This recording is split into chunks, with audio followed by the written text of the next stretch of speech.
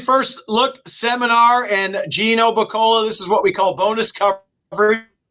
We're back early once again because of a nice pick six carryover from last Sunday leading into tomorrow, Friday's races, my friend. Yeah, leftovers. We've got about $35,000 carried over into the pick six for Friday. And don't forget that Friday also means coast to coast pick 5, sunset 6 wagers. It's been rainy all week, but on Friday, these races we're going to talk about are all carded for the dirt. So they wouldn't have to be a whole lot of changes, hopefully. And it's been raining today, Thursday, as we're recording this, but the forecast is supposed to be good, I think, afterwards for the next few days. I don't think it's supposed to rain quite as much. So fingers crossed on that. Very excited, like always, to be sitting next to Georgie and to Captain Choo-Cheese himself over there, to Skippy. What's going on, Gino? How are you? Seminar Skip, we'll start with you then, Captain Choo-Cheese. How are you, buddy? Captain Choo-Cheese did it again. Doing good. Sun's out. Hopefully the rain is done for the weekend. It looks like there's more rain next week, but it should be a great weekend, and looking forward to going over this pick six carryover tomorrow and a great race or a great weekend of racing at Santa Anita this weekend. Yeah, Mr. Dress Up himself, Giorgio, joins us once again. He was in costume all weekend, and oh yeah, he's got cash on him too. What's that from, Georgie? It's Captain Choo-Chee money. It's Captain Choo-Chee. It's easy. He was out there in full Mardi Gras. I was, He was with the Corgis. I saw him and Andrew Arthur directing traffic over there in the Corgi races. So, yeah, Georgie, you were definitely – I was jealous of you, man. You looked good. You sounded good, and you were winning money on the captain. Yeah, we had a great weekend here at Santa Anita. You know, we got great events all month long. Really, it's going to be great. We got it's the year of the horse, so we're celebrating with a $30,000 wealth tree on Saturday and Sunday. So come on out. Last week was great with Mardi Gras. Now we got the Chinese New Year we're celebrating. It's and of course all the carryovers. So many carryovers in the Sunset Pick Six and in our Pick Six as well.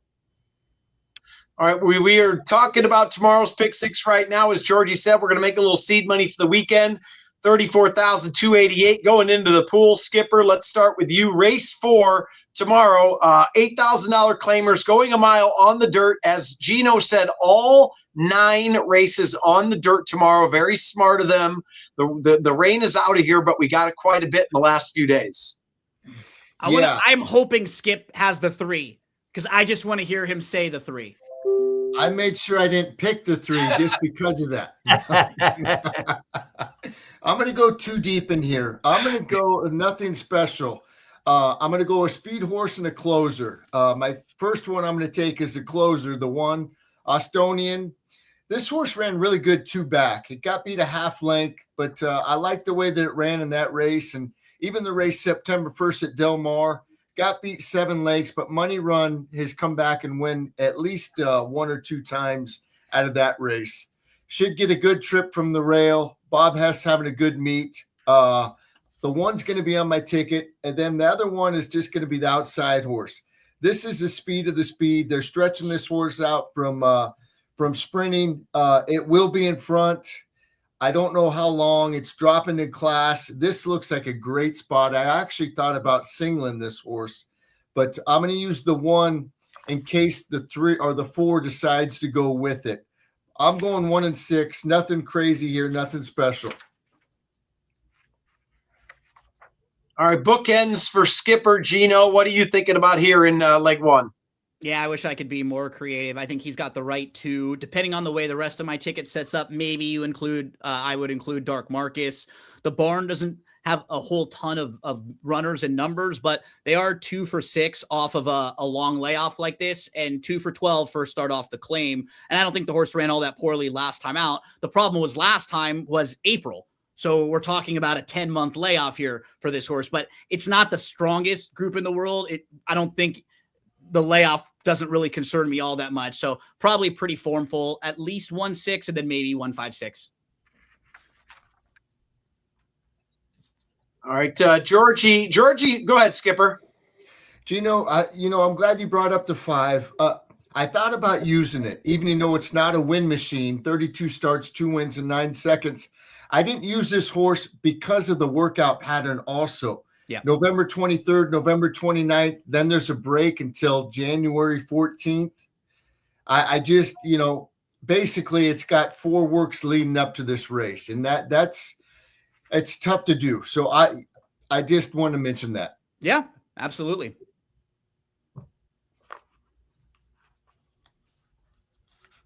All right. Hopefully you guys can hear me. I'm kind of going in and out already. Delay. But You're on a George is like the analytics guy. Okay. George is like the, he's like the Sean McVay, the analytics guy. So what do the numbers say here, Georgie? The numbers clearly point to number 1, Estonian. And since for me, the rest of the card, except for race 7, is really difficult, I'm probably going to single Estonian and hope that the 6 kind of goes with Mother's Prayer a little bit, maybe somebody else to weaken him up. But I mean, it's really like Skip and Gino said, it's the 1 and the 6. But I'm going to try to single here with Estonian and hope that Tougher Than the Rest gets into at least a little bit of a tussle early to set it up for Estonian.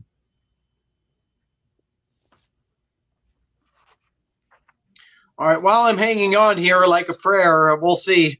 But I got you guys barely for now.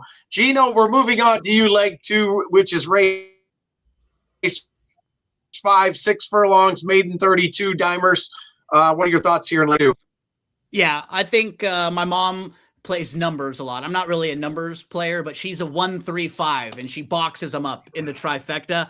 I'm playing Mrs. B's numbers in this one. I think the 1 Trailblaze, if you put a line through that last start and you just go 2 starts back, January 11th, at this level, maiden 32, going a little bit longer. It's a pretty good effort, finishing in front of another Juanito that day, and actually did have some trouble and was hooked wide. Probably a totally different trip, saving ground down on the inside. So the 1's in the mix for me. I think the 3's probably the horse to beat, even though the horse only raced on the turf in that debut. The dam won on the dirt and a stakes placed on the dirt. Fast start, so I think very quick there. Texas Wildcat would be the other one for me. Was actually battling with the 4-5 favorite in a small field last time out. Won the battle of the speeds, but the race really set up for a horse coming from off the pace after Texas Wildcat did all the dirty work. So, George, I'm going to go 1-3-5 in this race. Who are you looking at using in leg 2? I'm just going to use the 1 and the 3. So, I think the 3 is the speed of the speed. That big drop from maiden special weight to maiden claiming, one of the biggest in the business. And Scolamieri, he's an excellent trainer. I mean, I've always liked Sam for years and years now. He does great work over there, and he's got his tag over there in San Luis Rey Downs. And Trailblazer, to me, is going to come from off the pace. You throw away that last race on the grass, he's got 2 seconds in a row. He's versatile. He can run well sprinting or going long. And I think after a couple of mile races, he's going to be flying late. So I'm just going to be using the 1 and the 3. 1-3 for Georgie. Skip, how about for you in here? I'm going to single the 3. This horse, I love all the angles here. I watched the last race. It showed speed from the outside. It didn't run that bad. It only got beat 9 lengths, which seems like a lot. But, they didn't really ask that horse. It showed the speed, and then it got a little tired late, but it kept coming a little bit. Drop set, down to 32. That's the biggest drop in racing. Turf to dirt. Scalamari's got a lot of good numbers. Second start, 50%. Turf to dirt. He does great. I think this horse is the speed of the speed. I think this horse will go wire to wire. Yep, lots of similarities for us in here. Oh, there's Chappie in the back. Better internet, a couple offices down, huh? Offices down.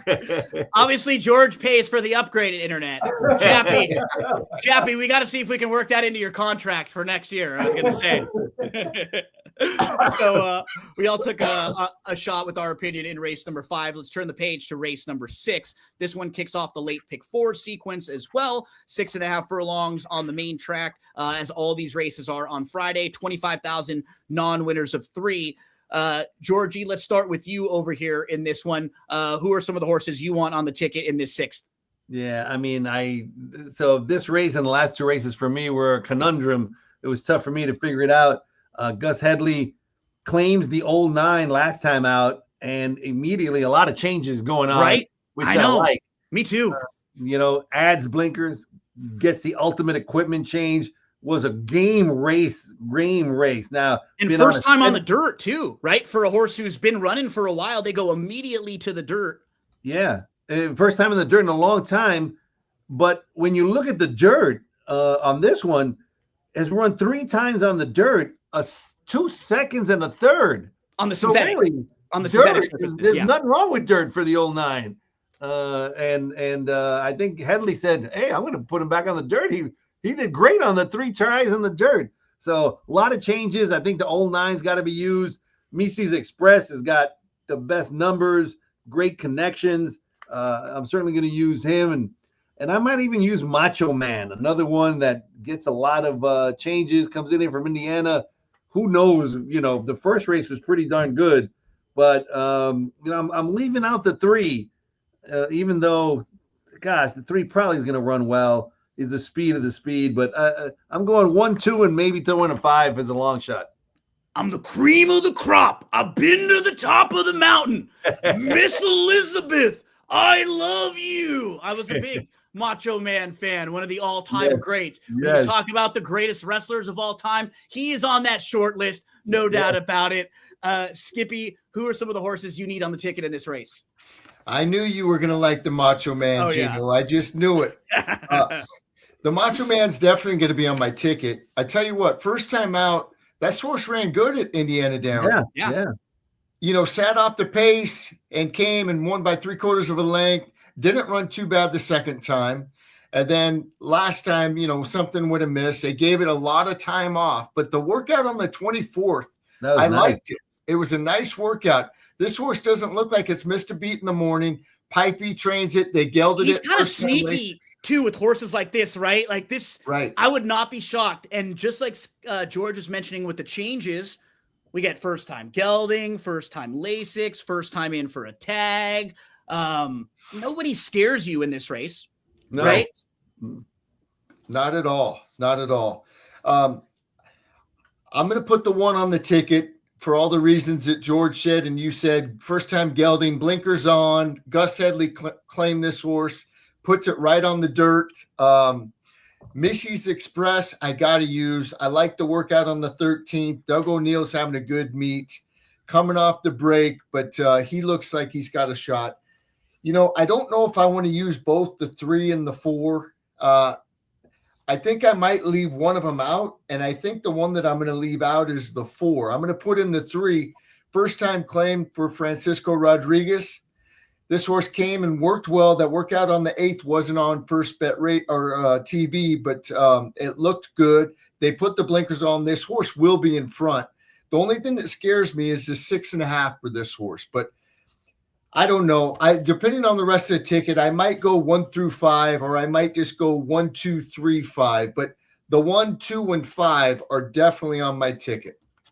Yeah, the 1 and the 5, both of these horses with a lot of the changes are very interesting for those reasons. The 3 and the 4, as Skip mentioned, they kind of look similar almost on paper. You feel like you want to pick one of the 2 of them. Handsome Ticket, I think I'm going to lean 2 of the 2, who was coming off of like an 11-month layoff last time out. So this horse had every right to get a little bit short and didn't. Still was able to get the job done. The blinkers go on.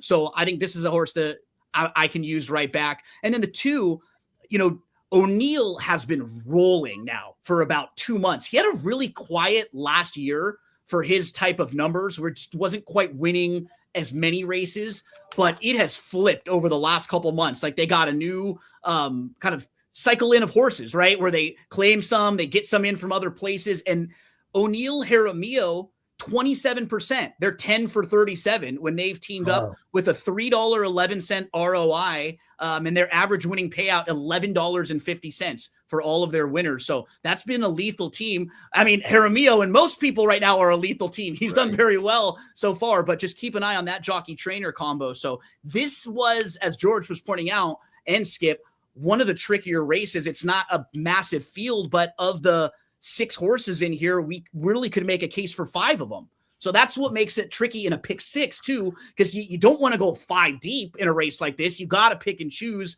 I'll probably have 3, 1. I'm probably going to go 1, 2, 3, and then Macho Man will be the last one that I include. So yeah, not an easy race for a small field as we turn the page to race 7. And I think this one will probably be one of the more popular singles in the sequence because you have the 2 Sharon's Beach, who has a pretty big speed figure in here, an 89 buyer last time out. Sharon's Beach was actually entered to go run in the Sunland Derby last weekend, scratched out of that race because he was actually going to run instead on Monday, and then racing got canceled on Monday. So now he got rerouted to this one. But the point being, they thought enough of this horse to enter in the Sunland Derby because they think he's got ability, and he ran a really good race behind a horse named Liam Smith. Liam Smith, who beat him, came back in his next start to win with a 90 buyer by 11 lengths. So that horse came back and was even better in his next start. So Skip, Sharon's Beach will be, I think, a popular single for a lot of people just because speed, faced a really good horse last time out. On paper, doesn't look like there's all that much other early speed in here for him to have to deal with. So starting with him, do you go deeper? Do you like him? What are your thoughts on Sharon's Beach? No, this is definitely one of my singles, and I know it's going to be probably, 80-90% singled on the tickets tomorrow. That last race was too good. I watched it. Liam Smith dug in late, galloped out well, but this horse was coming and trying first off the break. Liam Smith came back and won, like you said, by 10 and a 90 buyer. This horse is a single for me. I like the workout on the 7th. I put really good work. I just love the way that he did it. I think he's coming in the race good.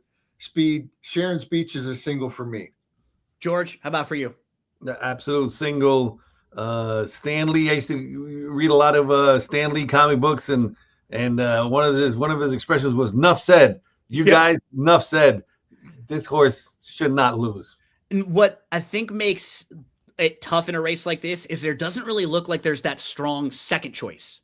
Right? Like after there's not another. What is going on here? Look at you. I was gonna say, what is it? There. Look at this guy. He's got the thinking cap on, right? there just isn't that other really logical alternative. If you wanted to use 2 or if you wanted to go in a different direction, I mean, you're making a case maybe for the 1. Why not another one who's coming out of strong races, but hasn't really ever run a very good race?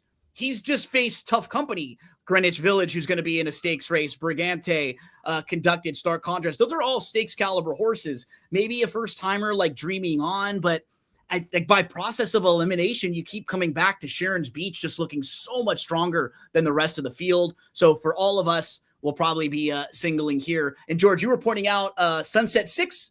There's some money left over in there too, also, right? Yeah, and this one, like this over starts 50,000. Yeah, carryover. This one starts the Sunset 6, or this is a part of the Sunset 6. These final 3 races from Santa Anita. There's no way you can bet this horse to win, but in the pick 6s, it's not bad to have a single like this because there's other races that are tough. So you can't go, oh well, if I single him, it's not going to pay nothing. No, it still might pay really, really good. So don't give up a free square. If you get a free square, take it, and hope to get some money elsewhere. Yep, we just pointed out the race right before that was a field of 6, but very challenging in a race that really people are going to go 3, 4, 5 deep maybe. So hopefully we can get through. Say something, Skip? Yeah, I looked for other horses, and like Gino said, there's no clear-cut second choice. No. I couldn't watch the works on Montana Jet, and Dreaming On, I did watch a couple of the works, and I didn't really like it. It had that turfy action that it looked like to me, that high action. So I tried to look at other ones to see what I could like, and I didn't. And I like Sharon's Beach. So there we go. Okay, that's race number 7. Moving on to race number 8. This one kicks off the late daily double. And George, what makes this race tough is you have a lot of these horses that have faced each other. And you have a lot of these horses who have like one good race that is good enough to win the race, and then a couple other like head scratchers. They're not all that consistent. So a bunch of them have run good enough to win. A bunch of them have faced each other.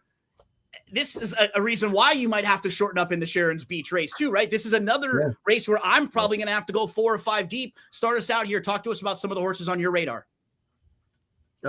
Everybody but the 5. Yeah. No, I mean, it's just a grab bag. It's just incredible grab. Like you said, there's no consistent runner that you go, I could bet this one with confidence. You know, they run a good one, they run a terrible one, they run a good one, they run a bad one. There's no consistency, I don't think, amongst any of these. Still Written, it comes in with the best last race, third graph number, but that was on the grass, and even though it looked good, but he lost to Tapatia Mia. I really, if I don't want to talk you into or out of anybody if you're watching this, because you can make a case for any one of them. Mike Cat has run well. It's just I have no idea.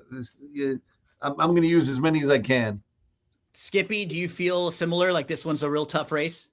Yeah, I do. I'm going to go 4 deep. And, a lot of them come out of the same race. And it's funny. The ones that I like that come out of that race are the higher prices.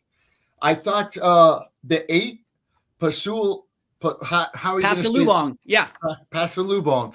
That horse ran really good from the inside. It got in a tight spot going into the far turn. Yeah. It hugged the rail, turned it for home. It did not run bad at all.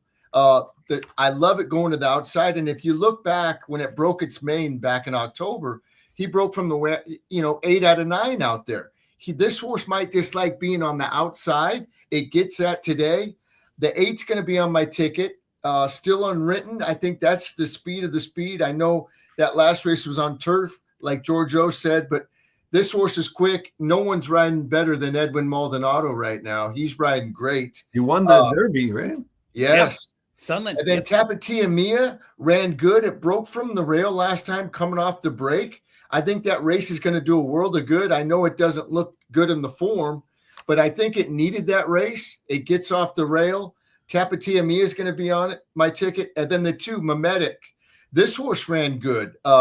It came coming late. It swung out and lost by 3 1/4 lengths. But I like the way that this horse ran too, the way he did, or she did. So I'm going to go 2, 3, 4, and 8. I had a note that Pass the Bong is always outruns his odds. Always outruns his odds. He's always 50 to 1, and he surprises over and over and over and over again. And Cheech and Chong is betting on that horse for sure. High expectations for him, huh, Georgie? Yes, high, very high expectations. Well, I always wondered with the 4 horse if Michelle Yu named the horse for trainer Ryan Hansen, because this is some song lyrics. Staring at the blank page before you open up the dirty window. Let the sun illuminate the words that you cannot find. Reaching for something in the distance, so close you can almost taste it. Release your inhibition. Feel the rain on your skin. You know what I'm talking about, Skip. Get on it. No one else can feel it. The rest is still unwritten. This horse is going to be long gone. I think gets the lead. In a race like this, here comes Chappie coming in. Natasha Bedingfield? Was that it? You know it. That's Natasha, baby. Chappie can chime in there for that. Look at that. I love it. Just in time for the karaoke. Oh, he's gone. For Chappie-oki there. So Chappie-oki. In a race like this, I always want to make sure I have the fastest horse, because some of these horses, I don't know if they want to pass. Like we said, they've all kind of taken turns beating each other. If they get bad trips, they get a little discouraged. The 4 has to be on the ticket for me, just because I think there's a version of this race where she's just faster than everybody else. And then if she wins, I get to sing again. So that'll be great for everybody. But others that I want to include. The 8 horse who we talked about, we got to be passing it over to Georgie and passing it right over to Skippy as well. The 2 Mimetic is going to be on the ticket for me. The win was pretty good. The maiden win, 2 starts back. Then this horse actually had a slow start, was last, didn't really get going until late, and some good late energy. So the common denominator that you can take from all of us out of this race, it's challenging. We all want to spread out a little bit and use a few. So don't be afraid to use a couple prices in here. If you have to spread out, it just does not look like the difference between any of these horses is all that much. So best of luck in race number 8 is a challenging second to last race in the pick 6 sequence. Let's close it out and go to race number 9. We've got 6 furlongs on the dirt. We've got optional claimers, first level allowance. These are Calbreds. Let's start here with you, Skippy, to close things out. How would you like to be? Let's say you're 5 for 5. How would you feel comfortable being how deep in this last race? I'm going too deep. I almost singled the 7, Coach Cronin, but I got to put afternoon nap in also. One of my favorite things, I have very good luck with this, turf to dirt and route to sprint. This horse does it. Second off the break. Carla Gaines has good numbers with route to sprint, and turf to dirt is okay. Second off the break, she does good. Comes out of some good races. Sir Percival, that last race, came out of there and won. And then Flyover has won at least one time.